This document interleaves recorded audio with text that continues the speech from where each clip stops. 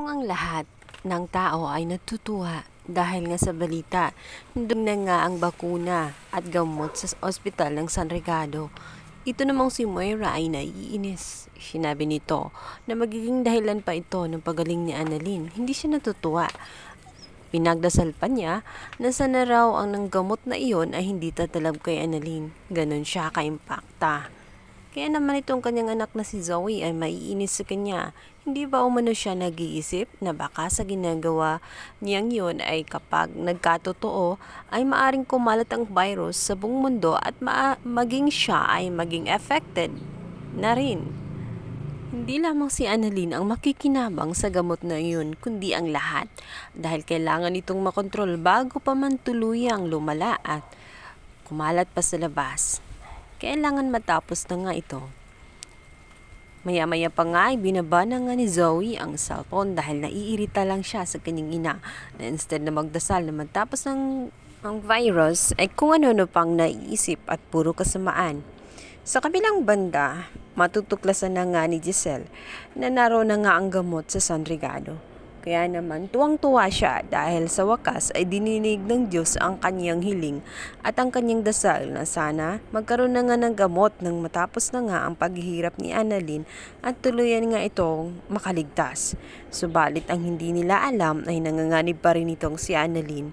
Maliban na lamang kung totoong magbago na talaga ang isip nitong si Leo at ibigay ang gamot nga na para sa kanilang stakeholder na si Noel. Maisip ni Noel na kung di dahil sa kanya, buhay pa sana si Doc Eula at itong si Annalyn ay hindi rin mahawaan.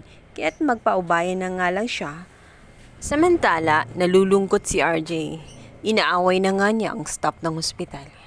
Hindi mo dapat na mauubusan si Annalyn ng gamot dahil si Annalyn ay nag-volunteer sa ospital na yun at ginawa ang lahat ng makakaya ng sa ganun makatulong sa mga pasyente.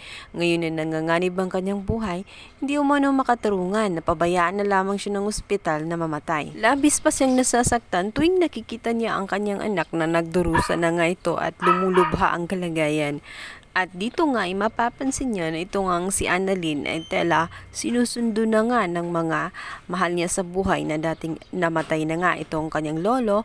Itong si Michael ay pinagbabanggit na niya. Dito nga ay susubukan pa ni RJ na tigilan ang pagbabanggit sa mga taong wala na. Kailangan manatili siya para sa kanyang ina na si Lynette dahil nagmamakaawa si Lynette na iligtas ni RJ ang kanyang anak at iuwi nga ito na buhay. Paano na lang kung matuluyan nga itong si Annalyn at wala siyang magagawa. Huwag kang mag-alala RJ dahil hindi naman papayagan talaga ni Direk na mamatay ang ating bida. Paano na lang iikot at madudugtungan at haba pa ang istorya kaya't mabubuhay pa si Annalyn ng matagal. Marami pa siyang gagawin na kabalastugan at magbibida-bidahan pa siya sa lahat.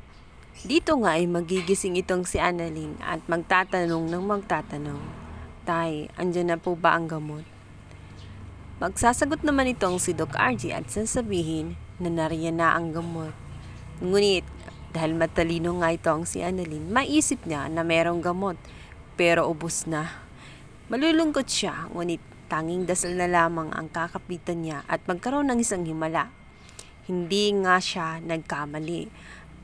Dahil sa kanyang kabutihan na pinakita at lahat-lahat nga ay ginawa niya para makatulong sa ospital, ay nagkaroon ng isang himala. Pinagpala si Annalyn dahil naawa sa kanya ang isang stockholder na ito ngang si Noel at ipinaubay na nga sa kanya nang tuloy nga siyang gumaling.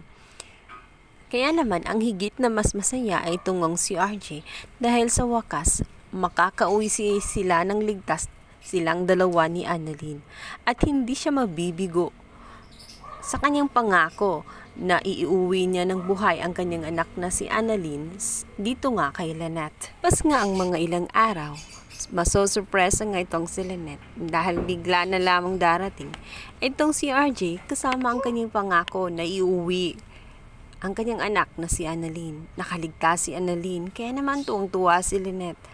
At nakayakap niyang muli ang kanyang anak na si Annalyn. Na-miss niya ito.